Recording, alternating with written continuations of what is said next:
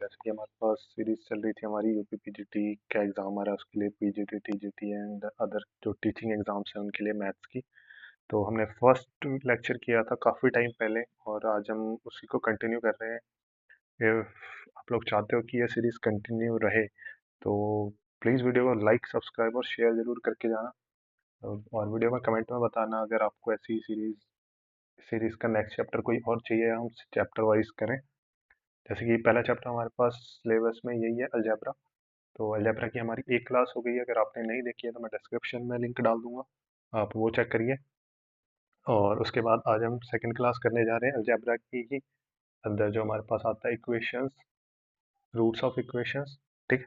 तो first class भी हमने उसी की करी थी, सेकंड भी हम उसी की कंटिन्यू कर रहे हैं। इसके बाद हम करेंगे एपी जीपी एंड आगे का पार्ट्स जो। तो उससे पहले फर्स्ट क्वेश्चन देखते हैं। फर्स्ट क्वेश्चन में हमसे पूछा है which of the following statement is correct.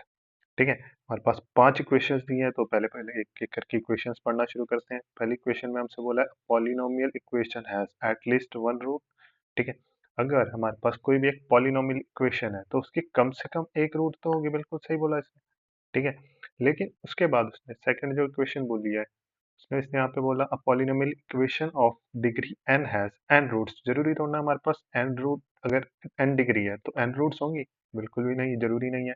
अगर मान लो हमारे पास दो रूट्स आइडेंटिकल हैं तो हमारे पास जितनी आइडेंटिकल है वो तो कम हो जाएंगे ना, एक नंबर कम हो जाएगा अगर एक पेयर बन रहा है। ठीक, यहाँ तक समझ आ गया। उसके बाद थर्ड इसने पूछा a polynomial equation may have no real roots. बिल्कुल सही बोला इसने, है ना, इमेजिनरी रूट्स भी तो आती थी हमारे पास, है ना।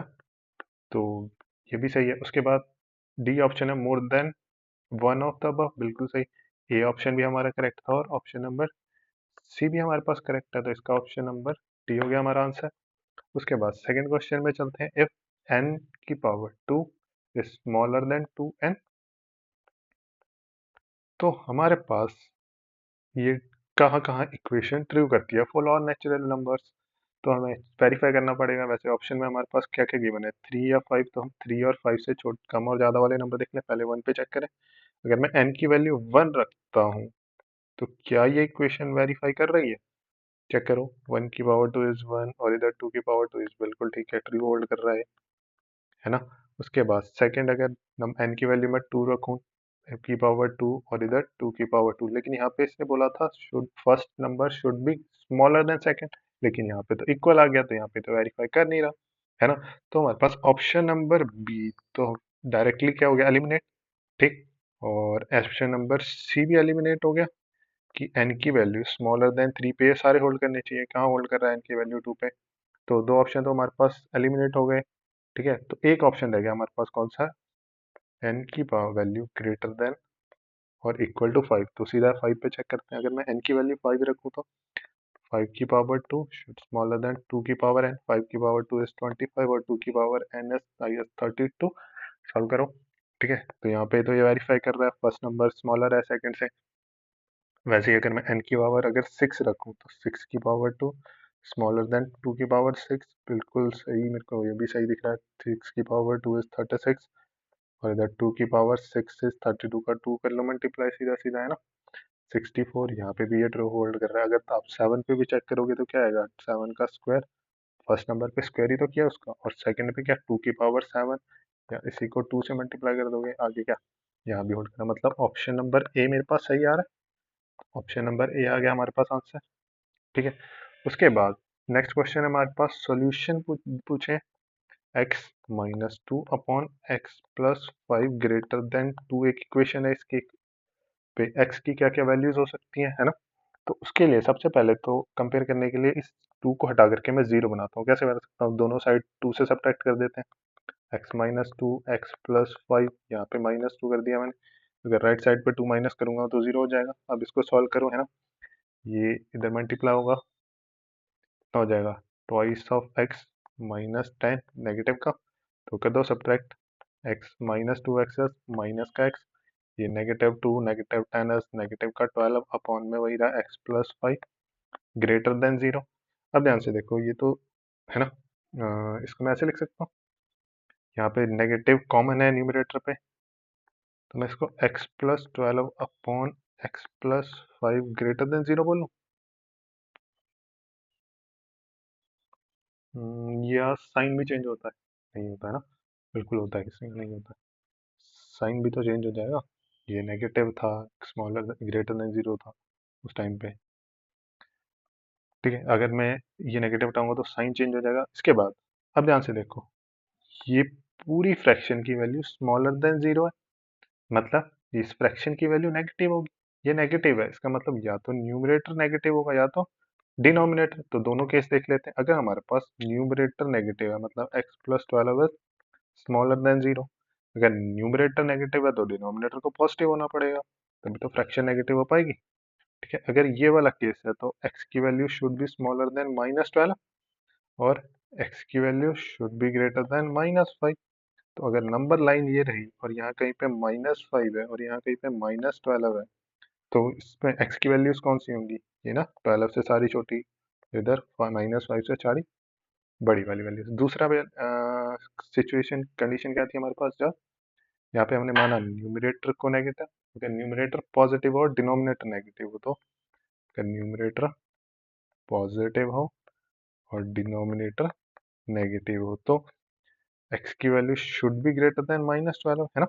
और इधर x की value should be smaller than -5, इसकी भी बनाओ नंबर लाइन। x की वैल्यू अगर यहाँ कहीं पे -12 है तो फर्स्ट वाली इक्वेशन के हिसाब से शुड बी ग्रेटर देन -12।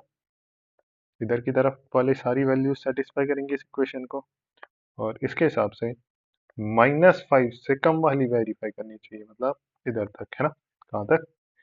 तो मैं ये बोल सकता हूँ -12 और -5 के बीच वाले सारे नंबर्स इस इक्वेशन को वेरीफाई करेंगे। ये कौन सा ऑप्शन नंबर सी दिख रहा है तुम्हें? x बिलोंग्स टू -12 से -5 तक के बीच वाले रियल नंबर्स। ठीक है, उसके बाद इसी तरीके से नेक्स्ट में पूछा हमसे, if x and a are real numbers and a is greater than 0। अगर a ग्रेटर देन 0 है मतलब a नेगेटिव नहीं है। ठीक, चलो, तो उसके बाद उसने बोला x ग्रेटर देन a, अगर ये ग्रेटर देन a है तो या तो x ग्रेटर देन a तो -x ग्रेटर देन a, है ना। अगर मैं ये डिटरमिनेंट का साइन हटा दूं, ठीक है, तो इसके बाद अगर ये माइनस का साइन हटाता हूँ तो ये क्या हो जाएगा? x smaller than a। ठीक है, चलो अब सॉल्व करके देखें। इसका मतलब क्या हुआ? पहले तो जितनी भी पॉजिटिव एज है, ए है, ए की वैल्यू मान लो अगर 1 होती है ना, इसके लिए अभी एग्जांपल के लिए मान लेते हैं ए की वैल्यू अगर 1 होती है, इसका मतलब मॉड एक्स ए होता, ए से ग्रेटर होता, इसका मतलब पॉजिटिव एक्स 1 से ग्रेटर होता या एक्स -1 से स्मॉलर होता, यही तो होता, है ना। चलो फिर इसका मतलब अगर यहाँ पे ए पॉजिटिव है तो इससे बड़ी वाली सारी वैल्यूज इसको सेटिस्फाई करेंगी इस इक्वेशन के हिसाब से, है ना। इक्वेशन 1 बोल लो, अगर इसको मैं इक्वेशन 2 बोलूँ तो इसके हिसाब से क्या है कि जितने भी नेगेटिव ए से स्मॉलर वाले नंबर्स हैं वो सारे इस इक्वेशन को सेटिस्फाई करेंगे। कहाँ पे करेंगे? इसका मतलब माइनस इन्फिनिटी से -a तक वाली सारी इक्वेशन इसको सेटिस्फाई करेंगी, और इसके प्लस ए से प्लस इन्फिनिटी तक सारी वैल्यूज इसको सेटिस्फाई करेंगी। ठीक है, मतलब ये दोनों वैल्यूज, अब इन दोनों को इकट्ठा में कैसे लिखूंगा? इन दोनों का यूनियन करके। तो ये कहाँ दिख रहा है तुम्हें? ऑप्शन नंबर सी में, मतलब x belongs to minus infinity से a तक वाली सारी वैल्यू प्लस या इन सब का इनका यूनियन विद प्लस ए से प्लस इन्फिनिटी तक वाली सारी वैल्यूज इस इक्वेशन को सेटिस्फाई करेंगी।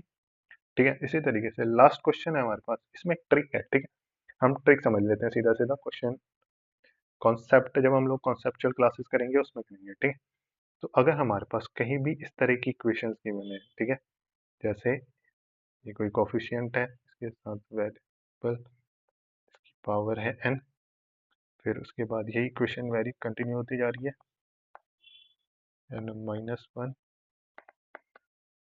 n-2 x n-2 आगे फर्दर। ठीक है, अब उसके बाद यहाँ पे जितनी बार साइन चेंज हो रहा है, ठीक है, मतलब अगर ये पॉजिटिव है दूसरा नेगेटिव है तो उतने ही रियल रूट्स होंगे। जैसे यहाँ पे ये पेयर बन रहा है ऑपोजिट साइंस का पेयर, ठीक है। जैसे यहाँ पे ये एक पेयर बन रहा है ऑपोजिट साइंस का, फिर उसके बाद एक पेयर ये बना, एक पेयर ये बना, कितने पेयर्स बन गए? 3। तो इसमें कितने नंबर ऑफ रियल रूट्स होंगी? 3 पॉजिटिव रियल रूट्स, ठीक है। किसकी रूट्स की बात हुई हमारी? पॉजिटिव। ठीक, तो ऑप्शन नंबर ये हो गया। इसके बाद नेक्स्ट क्लास अगर आप चाहते हो हम ये कंटिन्यू करें, कमेंट में बताना आपको क्लास कैसी लगी। इसके बाद हम लेंगे कल ही को एपीजीपी के ऊपर कुछ क्वेश्चंस, और इसी चैप्टर को अच्छे से एक बार और प्रीवियस ईयर क्वेश्चंस को कवर करेंगे। तब तक के लिए सब्सक्राइब कर दें।